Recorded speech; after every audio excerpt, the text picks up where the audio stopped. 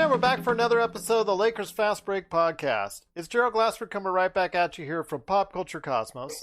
The Lakers Fast Break, Inside Sports Fantasy Football, and Game Source. We truly appreciate everyone out there listening to all of our great shows. And if you can, give us that 5-star review on Apple Podcasts. Plus, if you can like, subscribe, share, follow, or do whatever you can to support the Lakers Fast Break, the Run the Floor podcast, Pop Culture Cosmos, NBA Draft Junkies, Inside Sports Fantasy Football, and LakerHolics.com. It is truly appreciated.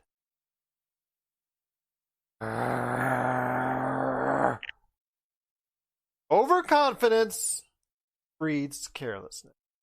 Second time I've had to say that when it comes to the Los Angeles Lakers, because overconfidence did it once again. Lakers came out flat. They came out really just not wanting to go ahead and give it their full effort. And you know what? They paid the price today off of one of the most incredible finals performances ever from Jimmy Butler, in my opinion. And the Lakers lose to the Miami Heat 115-104. And here today to talk to me about this game, which I'm still angry about because the Lakers had several chances to win, are four great guests indeed. First off, it's my good friend and co-host on all of our NBA playoff coverage. You got to check out what he's doing today at NBADraftJunkies.com, his NBA Draft Junkies YouTube page, where there's row after row after row of great draft prospect videos, interviews, and more. It is my good friend indeed. It is Rafael Barlowe. And Rafael, where do you want to start, man? You started, man. I don't know, really. I'm just fed up because it just gets me so angry for all this overconfidence the Lakers have right now. I think overconfidence was some of it, but if it were me, if I had to find someone to, I guess, kind of point the blame at, it would be Anthony Davis in a sense. I know that he was in foul trouble, but he still played about 32 minutes, and he just was not aggressive. He only took 9 shots. And I mentioned in the last game that I thought Miami outplayed the Lakers for the most part. It's just it was a talent issue. And that was just, the biggest difference between the two teams. And Miami just couldn't keep Davis off the offensive glass. And today, he just didn't have that same aggression on the boards, on the offensive end of the floor. Like I said, he took 9 shots, only one more shot than Rondo. And so if, the last few days we've been hearing him arguably being the best player in the world, it's his team, this, and that. And you can't take one more shot than a guy coming off the bench, especially like Rondo, who's not known as a guy that's going to put up a high volume of shots. So I think that he should have been more aggressive and assertive. And then I also feel like, in a sense, when AD didn't have it going, that's when Bron should have tried to match Jimmy Butler, and being assertive. And I think that was the difference between this game. And Miami's a tough team.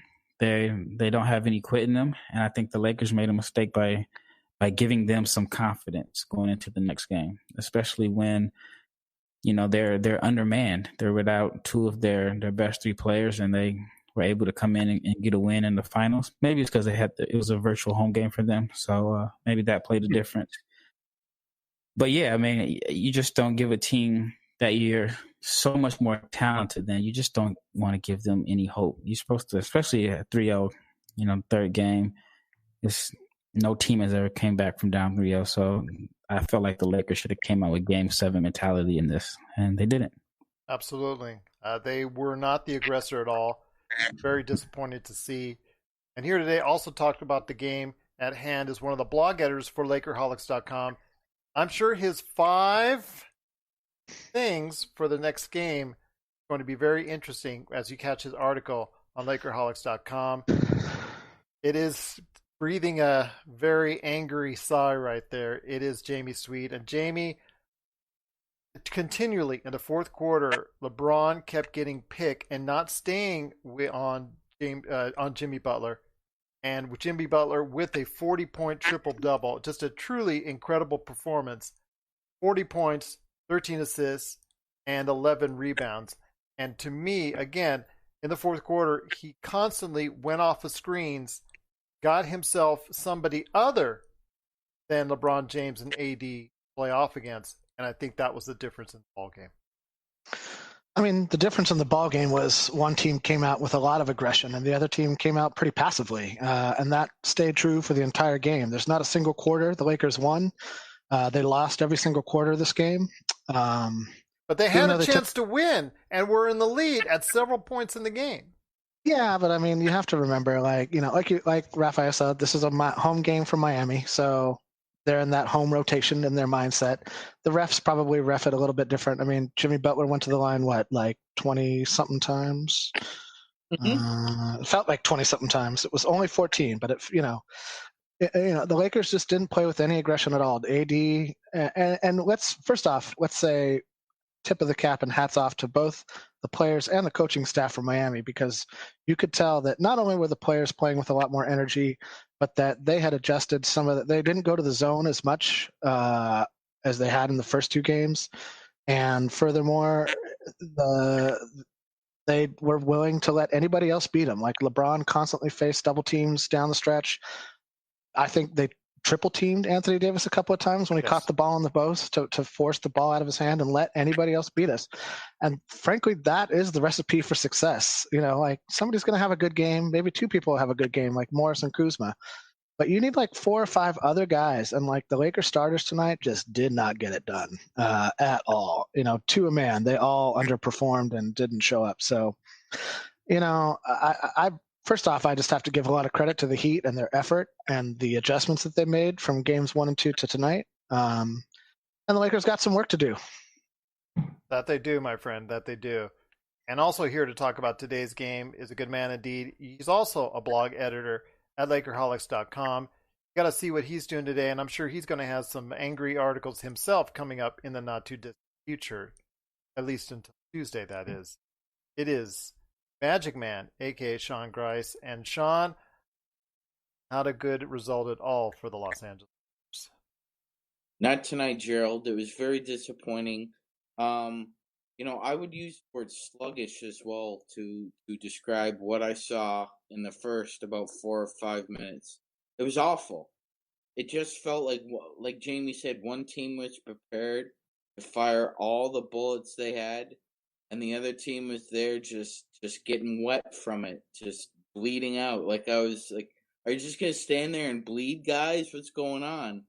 And even when we came back, when it was 91-89, after Rondo made that layup, I'm like, here it comes. There's going to be a Miami run here. And sure enough, I think they went on a 16-6 run after that, and it was all she wrote. That's right. And it just seemed like something that at the time that you expect AD and LeBron to step up, that's when they didn't get it done. And also here today, and he's got a lot to say, is a good man indeed. He is the man behind LakerHolics.com. You got to see what's going on today with LakerHolics.com, including all the great articles on his Medium.com page as well. It is LakerTom. And LakerTom, you said in 5, I'm hoping you're right, because if they play like this, it might actually be a lot more. I'm pretty confident that it's still going to be a 5-game series. I think the first thing is hats off to Jimmy Butler. He did exactly what he had to do. He was aggressive.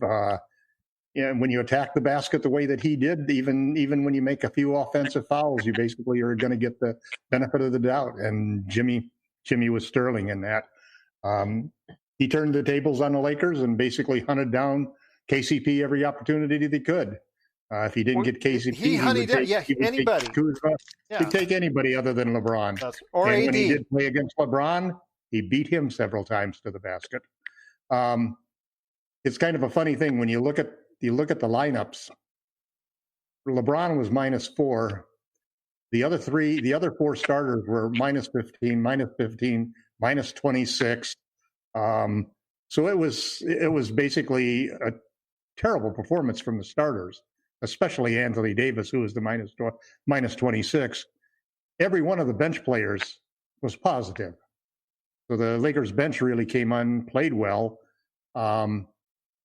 And it's just a combination of weird things. It is a combination of weird things indeed. So, but I will say this: as something's jingling at LakerTom's computer right now. He's so upset. But I will say this: when the bench puts up 53, like Jamie Sweet was able to point that out, and I appreciate it. 27-point difference between Miami's bench, and you and I talked about Miami's bench being stronger, at least than what we thought for the Lakers. And Tom was very adamant on the Lakers having the better bench. Well, today the Lakers did have a better bench, but it only kept them in the game for so much. You got to have your stars bring it home, and unfortunately they didn't do it today. Braden LaQuasto said, "Why did the Lakers leave the game?" I'm assuming they were just so upset they just walked off the court, and obviously you're going to hear from LeBron for the next couple days at least about how horrible performance it was. You're right, it probably wasn't the best way as far as sportsmanship is concerned, but LeBron and AD and the rest of the Lakers were not very happy at all with that performance. That was something that, at least the first quarter, I'm going to say this, Laker Tom, I'll bring it back to you now that you're back. From the first quarter, that looked like one of the worst quarters of the entire season. Well, I think like Jamie pointed out, we lost every quarter. And as I started to say before my technical difficulties, Jimmy turned it around and did to the Lakers what LeBron did to them. And one of the things that's really benefited the Heat from playing the zone is it's hard to hunt people when you're in a zone. That's one of the things it does. It protects your weak players because it's really difficult to isolate them. It's kind of funny. I really wasn't upset of the game. I watched the game and I could see what was happening. You were more upset on the last game that they won. I was actually more upset in the game that they won because I thought they played terrible. I still, listen. This is essentially, even though it was only 2-0 or 0-2 for the Heat, this was essentially an elimination game because if you don't win tonight, the odds of you coming back are 0. So they faced an elimination game. They came out and played like an elimination game. And really, for the first time in the playoffs this year, the Lakers had a closeout game that they didn't play like a closeout game. They really got sucked in on it. I mean, I was myself crowing about the 200-1 odds, and they'd never seen anything like that in the middle of a series, unless it was like 3-0. But they really, credit to Miami. They've, quote, made a series of it. I think the Lakers will be extremely highly motivated. They'll come back with a viciousness in the next game, and they'll end the series in 5. This is Rafael from NBA Draft Junkies.com, and you are listening to the Lakers Fast Break. Hey, Lakers fans. Looking for the best place to go for up-to-date news, information, original videos, articles, podcasts, opinion pieces, and discussions about the Los Angeles Lakers? Well, look no further than LakerHolics.com. With a legion of followers always there talking about everything Lakers and the NBA, there's no better place to go to share your fandom as the team heads toward another championship run.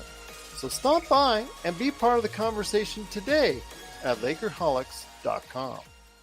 There were higher odds during the summer of 2019 on the Miami Heat to go all the way, but you're right. There were odds makers here in Vegas and offshore putting as high as those odds you're talking about. They were 4.3 to 5-1 entering the series, and the greatest discrepancy that we've ever had in the modern age has been 2.8 to 1, which happened to be against the Miami Heat when the Dallas Mavericks actually upset them and won that series. And all but 1 minute in the second half, they had been leading by double digits. So obviously, odds makers were trying to go ahead and shift everything as far as for the Miami Heat. And somebody's feeling a little bit better right now if they put money down on that, as far as if you put a late bet now in the series. Do you think anybody really put $20,000 down to win $100 on the Lakers? I mean, on the Heat? Somebody put down I think it was 500 grand the other day that the Twins would win. So yeah, I do think somebody's dumb enough to do that. The money you're that probably flies right, around Sean. here I in misread Vegas. that. The money that flies around here in Vegas, especially from LA, because we're so close to LA and people come up every weekend to go ahead and spend their money from LA, and the money just really flows in from there, especially if it's on the Lakers. Yeah, but this is betting on the Heat. This is betting on the Heat, unless you were Anthony Davis's brother. There you go. Here we go again. Here we go again. Go ahead, Sean. You wanted to talk. Yeah. No. Yes, Gerald. Thank you. I just want to say, I maybe we do come out with a better sense of urgency and energy in Game 3, but there's a real glaring problem that you need to correct right now, and that's Jimmy Butler being able to find the open man, even if you double him, and the guy can make the shot. This is make or miss league, right? Well, this seems like the same thing that we had to go through with the game with Nikola Jokic. Mm-hmm. Exactly. But I remember this Jimmy Butler from 2019 in that series against the Raptors, and Raps fans were really scared of this guy because they knew when he got the ball in the fourth quarter and it was a tight game, sometimes he can just do Jimmy things, and before you know it, if we're too overconfident, it's going to be 2-2. Well, overconfident we were indeed. But Rafael, I want to ask you this. If you're the Lakers, you're very angry, obviously, and we saw that after the end of the game, which Braden also pointed out as well. And thank you, Braden LaQuasto, for giving us a shot right here at the Lakers Fast Break. But I want to ask you this. I mean, what do you do as far as trying to control your emotions? Because you're obviously very angry, and you're going to bottle it up. And in 2 days, you can go ahead and come out with a vengeance. What kind of, I guess, you don't really need much motivation, because obviously today's performance proved it. But what can you do to go ahead and just burning off so much energy, because you really want to go ahead and just bottle it and just be able to dispense it out on Tuesday? That's a tough question. I mean, because LeBron's probably throwing a chair somewhere right now in the middle of the bubble right now. Probably throwing one of his teammates around. Yeah. No, hopefully not J.R. Smith, because he did hit a 3. And then he shot a fadeaway, fading out of bounds. Maybe Danny Green. Maybe Danny Green. Please throw Danny Green against him. I felt like Milwaukee. I'm sorry. I felt like they ran a similar defense that they used against Milwaukee today. Much less zone. Yeah, just we're going to let other guys get hot. We're going to be physical. There were times when you try to drive into the basket and they had LakerTom, there was much less zone than they used. Sorry, Rafael. I see you shaking your head no. I mean, Rafael, was there much less zone? Guys? I didn't really see much zone. There was less zone because they played all zone the first game or the second. Well, that's what I'm saying. It's much less zone. It's less zone, right? Yeah, I just felt like they packed the paint. They played 3/4 of the game in zone, I'll bet you. Yeah, I'm not sure the percent. I just felt like they packed the paint and they dared the guys to make outside shots, which Morris did. I thought Kuzma played well on the offensive end. But in my opinion, the biggest difference was the Lakers just weren't dominating on the glass. Yeah.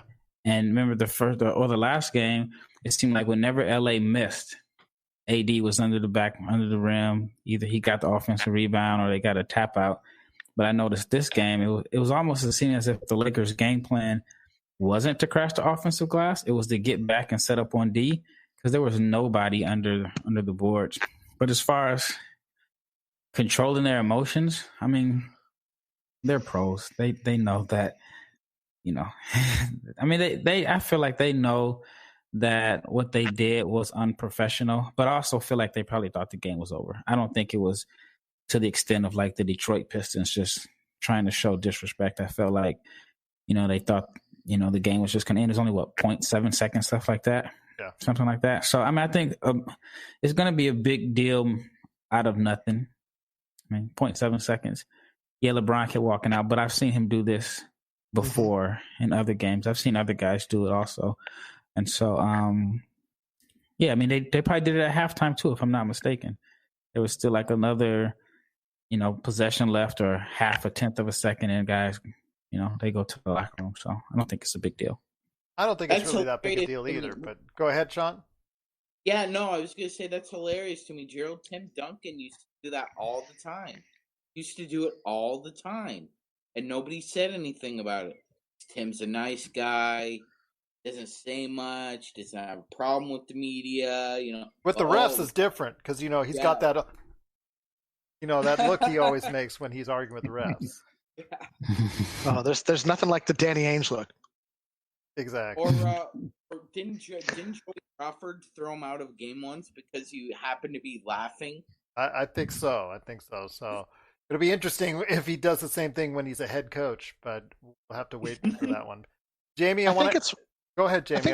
I just want to say on this point, I think it's worse when you walk off and it's an elimination game. When you're still got games. Yeah, that's different. In the cannon that you got to shoot. Like you're not like, hey buddy, hey, how you doing?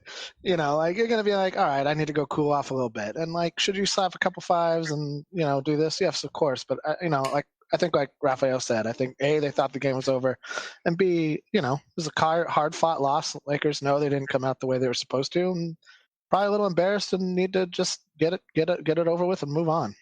What's funny is, go ahead, Rafael. I just wanted to add, I'm sure there's some Miami Heat fan who's talking about how the Lakers were so unprofessional by leaving early.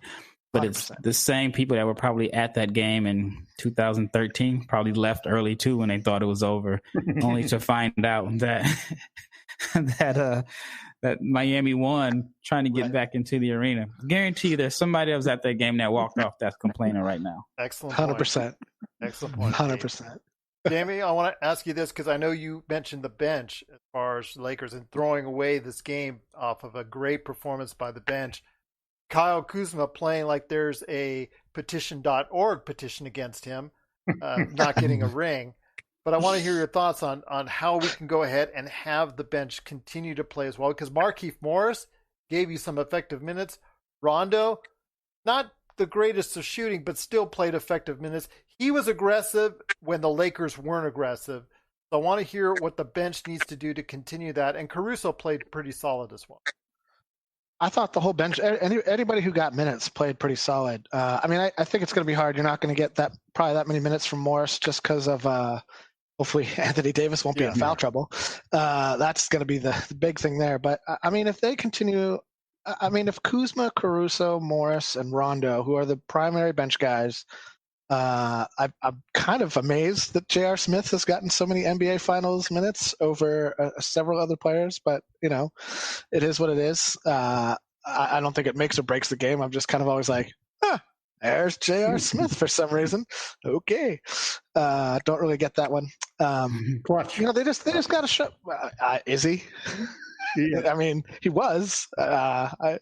It's just like you said, it's a make it or miss it league, and I think he's been missing all the shots that matter. So, when he starts showing clutch, I'll agree with that. But he hasn't showed it since he took a year and a half off of basketball. It wasn't that clutch I was talking about. It was the other clutch. Oh, yeah. His foot slipped off the clutch and you stalled out your car. Yeah, that I can understand. Oh, yeah, a clutch with a K. I see. Anyhow, I think that if they just show up with the same energy, same intensity, I think Kuz had a little bit of deer in the headlights in Game 1. Even in the end of the closeout game, I thought of Denver. I thought he looked a little like, oh, this it's getting real, man. Like I gotta start showing up a little better. I thought he looked a lot more like himself in this game. By that I mean more like himself without going into one-on-one Kuz mode, which is kind of like death at Laker possession. You might as well just hand the ball to the other team on a platter and be like, you know what? Yeah, he's gonna do all this crazy stuff. Just take it. So I think if they just continue to play with this kind of energy and focus, they'll be good. Obviously making shots helps, but they're going to get open shots. The Heat, I think, aren't. You're going to see same thing from the Heat now, right? If it ain't broke, why fix it? So they're going to keep doubling LeBron as soon as he gets the ball and starts moving towards the hoop. They're content to let him dribble the ball, 48 feet from the basket. But as soon as he drives, they're going to double him. They're going to force him to pass. They're going to double and triple AD to get the ball out of his hands or force him into really, really, really tough shots, which he's just not comfortable doing that. That's probably his next growth as a player is to be a little more comfortable against the double team because as he gets better, he's going to see a lot of them. And I think that if it's up to the bench to win the game, we're in trouble. Like, the bench had a great game tonight, and we don't have enough of a bench. We don't have a guy like here off the bench. What I said about the bench is that Miami has more firepower off the bench. I never said either bench was better. Miami has just a bunch of guys that can get buckets on the bench. We do not. We got streaky guys at best. So that's where I think, if you get nothing from Danny Green, if you get almost nothing from KCP, and if you can take one or both of LeBron and AD out of the game like Miami did tonight, that's a big uphill battle for the Lakers to climb. And Rondo, there's not enough in Rondo's gas tank to like make passes or off the top of the backboard shots to overcome that kind of effort and focus that the Heat came with tonight. So that's going to be the biggest adjustment: is who among those other Lakers starters can do anything. Like, you don't have a lot to do. LakerTom, go ahead, Rafael. I was going to say that I thought that Miami beat the Lakers, quote unquote, small ball unit that nobody has been able to really figure out, because Dwight barely played. Totally. And AD played a lot of minutes at center. Yep. The problem is that because AD was limited with the foul troubles, Morris played a lot at center, and then you have no rim protection at all. In the game, we ended up getting 2 more 3-point shots, 1 more free throw, so that's 7 points. We lost the game by 11. That's an 18 points or 9 more 2-point shots that they made. It was better when it was 50, 40, 90 for the Heat, and they were getting us outscored at the free throw line by 20. It was better. Well, the adjustment that was good is that the Heat basically had a lot of guys slipping screens, and they had Butler going inside and taking the ball in, and so they ended up with 9 more shots. We lost 18 points in the 2-point category, and a lot of that is because a lot of our 2-point shots come from Anthony Davis, and his terrible game was really a detriment there. It's something that we have to look at, because all through the playoffs, Morris has been great when he plays the 4, but not when he plays the 5. Because when he plays the 5, we really this micro ball lineup that Frank has gotten with Morris playing the 5 has not been successful in any of the series. So it's be an interesting thing. I mean, one thing that I'm thinking might be interesting to see would be AD starting at 5 for the last 2 games, because that's really our best lineup. And enough of the screwing around. Dwight, they basically did not really have he was a big negative also coming off, as a starter. And I know Jamie's laughing at this, but no, the only reason I'm laughing is because I feel like after every loss, you're like, bench all the centers. They're never playing again. Look at the 5-player lineups. I know you love traditional centers, but if you look at the 5-player lineups, the ones that are successful with the Lakers are the ones where AD is at the 5. That's pure, start Morris instead of Dwight would be a great adjustment, because they're going to force us to shoot threes. So let's have some 3-point shooters out there. Let's not try to make it with Dwight. Let's have somebody out there. Let's have AD be the center. He can guard whoever's going to be their big center, and then play a lineup that, number 1, can shoot from outside, and number 2, and this is the most important thing that Frank found out during the Rocket series, play the small ball lineup, because it's better defensively. It makes quicker adjustments, quicker rotations, and it's much harder for other teams to beat. It's not only our best offensive lineup, but it's our best defensive lineup. Sean, go ahead. I know you wanted to say something about 5 minutes ago when LakerTom. Yeah, no, I just wanted to go back to I think this is about Jimmy Butler making better adjustments against us than we're making against them. In game 2, I know everybody was kind of bored with that game, but after the game, I'm pointing at LakerTom here. I researched. I wasn't bored. Yeah. No, like between the season and the first 3 rounds, Jimmy normally averages anywhere from 12 to 20 drives a game, depending on the defense, how he's feeling, whatever, right? In game 2, he averaged 24. that's a 33% increase from his normal value. So if he's just going to keep on going to the paint and the rim, you have to adjust to that, whether or not AD's out there or not. AD was out there a lot in game 2, and Jimmy still found a way to get into the hole, to get to the paint. Absolutely. So we'll have to go ahead and see what happens in game 4 coming up on Tuesday. But Rafael, I want to ask you this. When it comes to Miami's side, and there's a good likelihood, I'm assuming, that Bam Adebayo, at the very least, will come back for this game. I know he was expected to come back this game, but they held him out, and, it worked for them because they were able to take game 3. What kind of lift is that going to do for Miami? And if you're Miami, how do you keep that momentum rolling? I think it could be a lift. I think at the minimum, it's just another defender that they can throw to Anthony Davis. And, I think it'd be an emotional lift. Also helped them on the glass, even though they did well today. But I also feel like even though Bam is an all-star and he makes their defense better, I think that with Olynyk and Leonard on the floor, it makes it probably a little bit tougher for the Lakers to defend because those guys shoot threes better. And so it eliminates Dwight in a sense. Yep. Dwight is going to play against Bam. Which is why we should be going small. Yeah. But if Bam comes I feel like back the Lakers on play Tuesday. small. Yeah, and I think that's going to be interesting because if Bam comes back, then Dwight is going to play more minutes.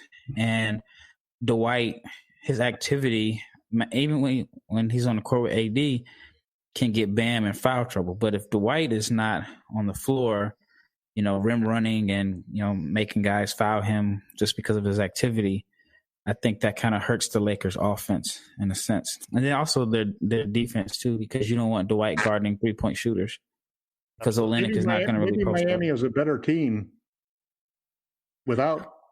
I don't think they're a better if you go by team. how they played the last 2 games. Yeah, but who With got Olynyk, them there? Did you see that there's a lot performance to be by said. Adebayo in the conference finals? Well, No, but sometimes there's part of it is obviously the Lakers being overconfident. Okay, but It's another part of it matchups, is that Jimmy Butler all of a sudden was elevated to be the star player.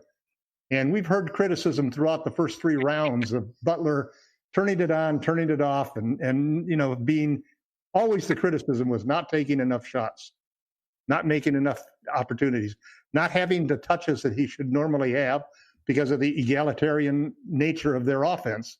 Well, they were 12-3, so there's it worked pretty an good. argument, there's a case to be made that they're better with a 3-point shooter at center than they are with Bam. I don't know if they're better. It's just the Lakers weren't prepared for it. But maybe also, better for maybe better matchup for the Lakers. well, it depends on how you see the fourth quarter of game 1. Did Miami make some adjustment after the Lakers had this big run, or did the Lakers just really take their foot off the gas? Was garbage time. You can't judge anything on garbage time. It's garbage time in the NBA Finals. But you can argue since then, the series has been even, possibly. That 75-30 run in the second and third quarters is the difference in the series. But you can kind of say it's been pretty much even since then. And they're playing right For a now variety of reasons. small, similar to what we saw against Houston. And what happened ultimately there? The Lakers did find a way to beat the small ball that Houston was throwing out at them. It might take a little bit more adjustments by Frank Vogel, but I have faith that they're going to go ahead and do that. Yeah. But before we head on out, guys, and before we give everybody the lowdown on what we're working on coming up for this week, Jamie, I want to start off with you and your final thoughts on the game and what the Lakers need to do again to go ahead and try and regroup and come out a lot stronger in game 4. First off, I'm going to say that I think Bam definitely makes them better, and I think it's more that Dragic isn't playing that has forced the ball into Jimmy Butler's hands and made him the primary playmaker that has made this Heat team a lot more dangerous than I think people are giving him credit for. Just to kind of throw that on that last log on the fire from before. In terms of how the Lakers can respond, I think that, they're going to have to look at ways to free up Davis to get buckets on the move at first. We were real stagnant in the first half entirely in terms of They just gave the ball to a guy standing around, and then that guy kept standing around, and then a bunch of other guys stood around, and there wasn't like a lot of the movement that we kind of got used to seeing. And again, credit the Miami defense for adjusting to a lot of that, not letting easy transition, but they shut down the easy transition basket games for the most part. I think Rondo had like one half-court pass for an easy transition bucket, but other than that, I mean, we did outscore them in fast break points, but not like the kind of embarrassing fast break points that are kind of a hallmark of the Lakers this year. Although the opening tip dunk was pretty embarrassing. But, the Lakers just got to play better, especially the starters. If the starters don't play better, it's going to be like tonight, Really, Miami was in control for the entire night. You could say that the Lakers had a lead here or there. They put on some runs, and basketball works that way. But Miami had us at arm's length for pretty much the entire night. And frankly, it's, if you're a Lakers fan, especially if you're a Lakers player, it's a little embarrassing because they're down 2 all-stars. Dragic wasn't an all-star this year, but he has been an all-star. And he's obviously played like an all-star in the playoffs. And, they thought Bam was going to play. He didn't play.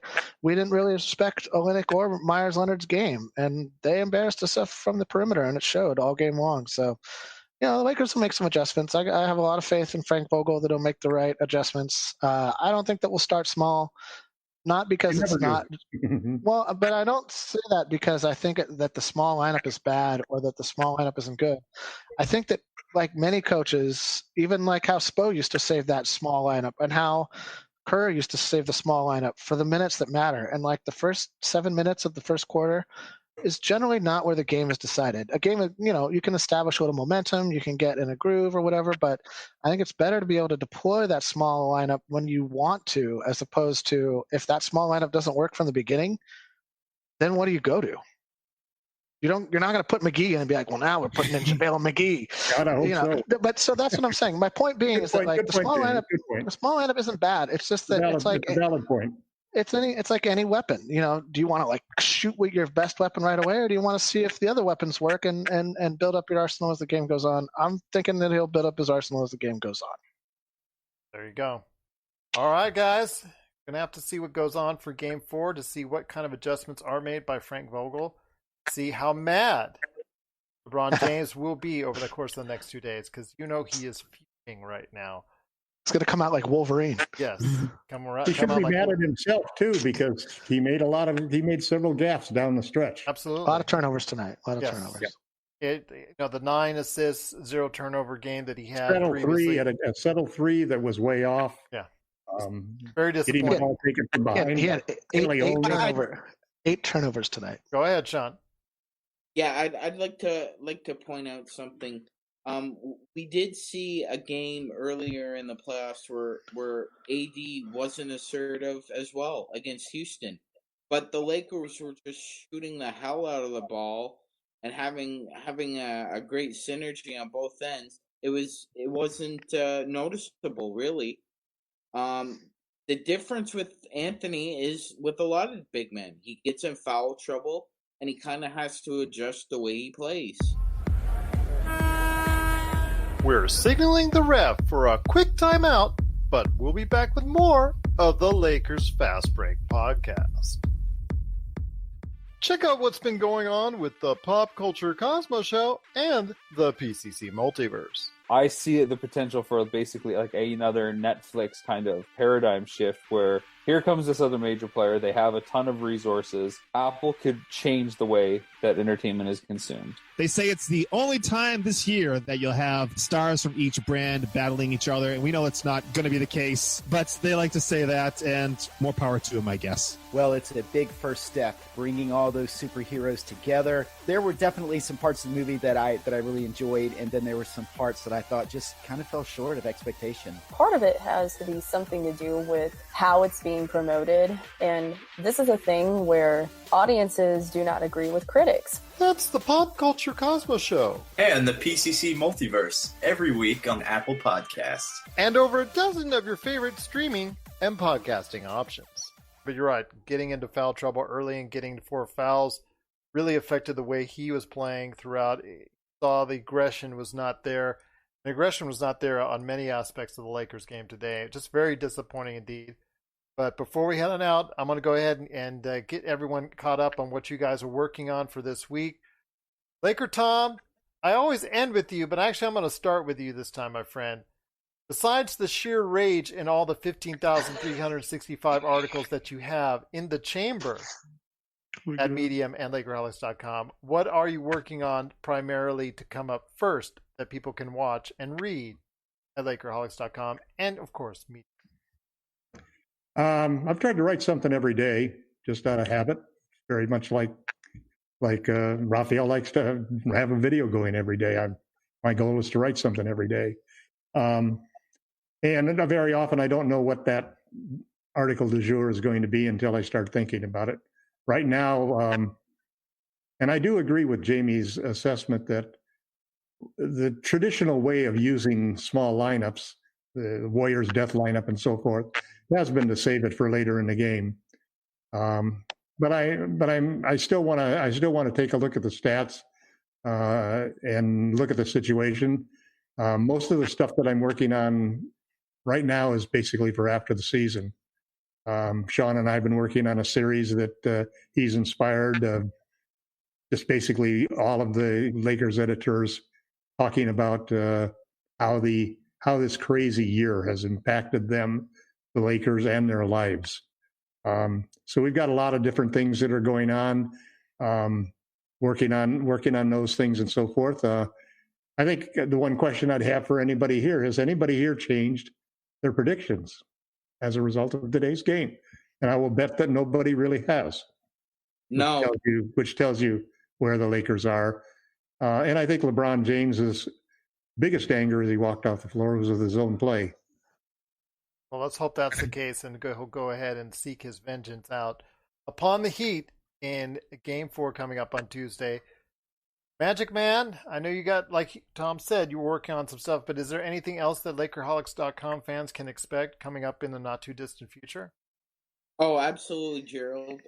Just after Game 2, before we went on together, I had a chance to listen to the post-game.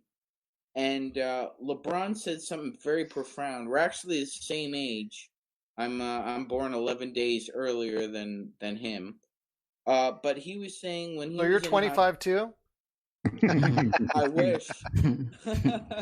I wish. Oh, maybe if I had $1 million to spend on my body a year, I might. No guarantee. Okay. Right. So you're not this human cyborg yet. Okay, I understand. No, but LeBron was saying. He remembers in high school that Kobe and Shaq were the most dominant duo he ever saw. And I'd have to agree with him. That was my first introduction to a dominant duo. Yeah, I did see Scottie and Michael play, but that was a different game in a different era. Shaq and Kobe captured our imaginations about what a dominant duo could be. And through the first 2 games, I saw it. If you squint, you could see Kobe and Shaq 2.0. So I just wanted to write an article inspired by what LeBron had to say and just how much joy we're having, even if we did lose Game 3, because we're still in the finals. Jamie, I know 5 not so good things are coming on the way to LakerHolics.com, but before we go ahead and head on out of here, what are the, your great... Might be a nice variation for Jamie. 5 not so good things. Yeah, it's 5 not so great things right now, because after a loss, it can't be so great. I mean, they're neither good nor bad. They're just 5 things. It's just things that I noticed, things that I liked, things that I didn't like. And remember, there's always a great song associated with 5 things. Something real catchy tune. I'm not working on anything specific. Other than that, I got some stuff for postseason in terms of the difference between the regular season, pre-bubble, regular season seeding /seeding games in the bubble, and the playoffs, stuff like that. But really, I'm just excited. Like Magic Man said, this is the NBA Finals, and no matter how it's being played or what the circumstances are, this is awesome. This is fun. I'm having a great time every single game because it's been so many years since the Lakers have been here, first off. And the fact that it's even happening as the nation goes through whatever it's going through and the world deals with this pandemic is even more incredible. And that to me is the joy to be had in this moment, is that, despite everything, it's all going down and it's a lot of fun. Lakers aren't going to play perfectly every night. Incredibly, the Miami Heat want to win. Like I don't have a problem with that. That's sport. That's competition. Like if it would kind of suck if you thought like Miami was like, oh, whew, we got here. This is over. We're done. Let's head to Cancun, everybody. It's not like that. These are pros. These are people who spend countless hours a year working on their bodies, working on their game, putting in time. So I just respect the hell out of all these teams that made it this far, the league for putting it together. And, it's just been the NBA is more successful than America at stopping COVID. Like, but that's an amazing thing to think about. Like, and a little pathetic if you think about it, considering the resources America has at its disposal. But, for all of that, I'm having a great time. So that's what I'm working on. I'm working on enjoying the rest of these NBA finals, however many games they go for. And I think it's going to be a lot of fun. It's just so interesting. Go ahead, Rafael. I wanted to add something. I give LakerTom a hard time about having all these articles in the chamber, but I don't think tonight's game was pre-written. It's just so, to me, it's just so interesting to see Jamie Sweet having a great time when the Lakers lose, and LakerTom bored to death when they win. Well, I'm a little more excited now, Jamie. I'm glad, dude. Some of your comments on the blog today, I was just like, "Oh, dude, like it's been 10 years, bro. Like, why are you already like, I'm moving on to the off season, this regular season.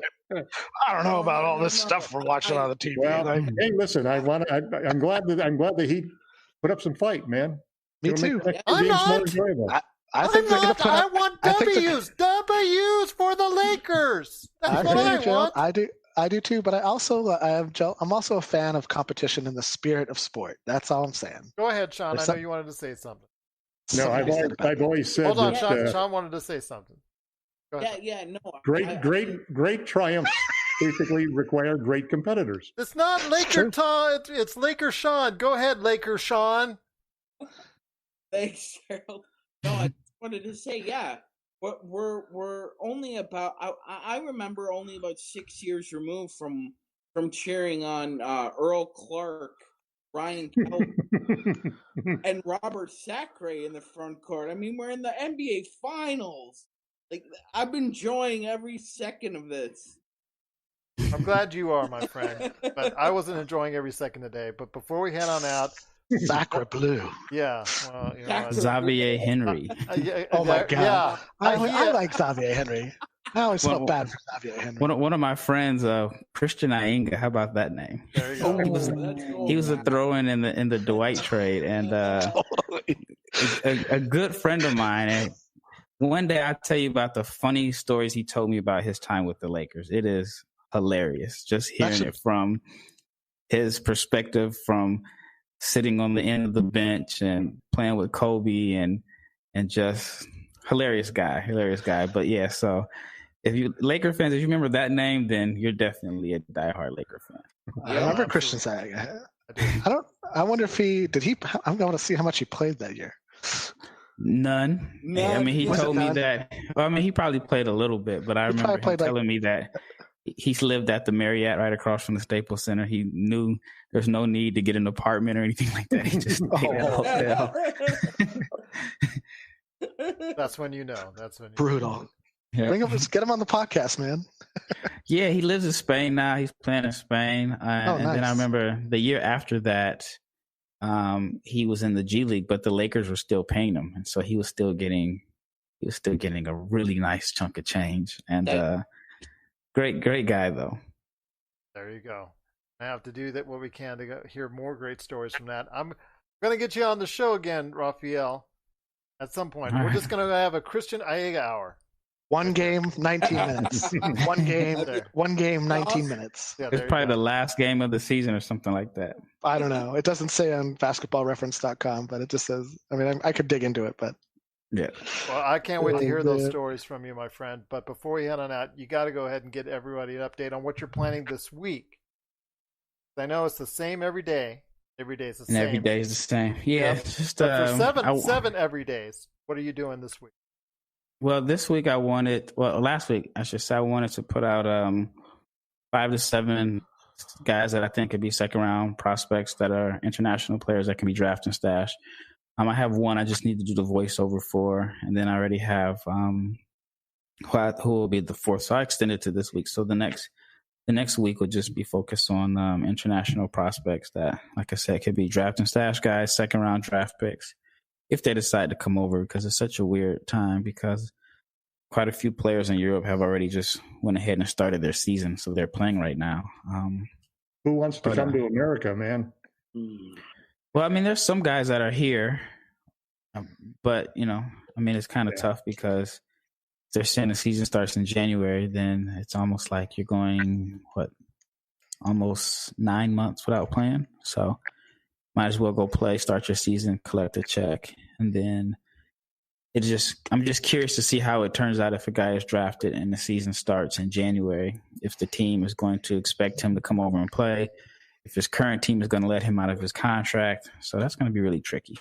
A lot of tricky things that come of it. And once again, you got to check out all that he's doing today. NBA Draft Junkies. Check out his NBA Draft Junkies podcast, Run the Floor podcast, and of course, everything that he's doing at NBA Draft Junkies. For myself, I'm dropping another Pop Culture Cosmos on Monday that's going worldwide on radio and everywhere you hear your podcast, where we have myself and my co-host Josh Peterson. We're dropping our fall gaming preview. So you want to check out that. Plus, these headsets right now I've got on. This headset is the ELO 7.1 USB headset by Rocket, ROCCAT. It is now available as of sale today as we're recording this. So if you want to go ahead and check it out, it is $69.99 for the corded version that I'm wearing. They also have a wireless version at $99.99, so you can check it out today. Amazon's, Best Buy, Amazon, Target, doesn't matter where you get it. You can go ahead and look for it. It's Rocket, ROCCAT, 7.1 ELO USB. And I actually made a review of it at popculturecosmos.com. My friends, my synergy back. It's going to be all right, Gerald. It's going to be all right. Lakers in 5. Breathing deep, deep yoga exercises. I got to go back to my Zen. Where's my Phil Jackson book? Where's the Art of Zen? Where is it? No, I got to find it. Sacred hoops, baby. Sacred hoops. I got to do something about that because my blood pressure is going to get like LakerTom's here, and I might need to go ahead and check it out every hour like he does. But I will say this. It is something that we're going to have to see because now it's a series. It is no longer going to be a sweep. Could it be like LakerTom's 5-game prediction, or could it be something more? We're going to go ahead and find out coming up starting on Tuesday. All 6 there for Magic Man. I said 6. Jamie said 6. Raphael said 7. Yeah, before everybody got banged up. Yeah, absolutely. And Sean said 6. LakerTom still says 5. But we'll check it out. We'll see. Hopefully LakerTom is going to be right, but we'll see what happens this week when it comes to the NBA Finals. And we're going to be here for every day that the Finals takes place. So you will see our next episode either on Facebook Live or catch it wherever podcasts are found coming up on Tuesday after the game right here at the Lakers Fast Break Podcast.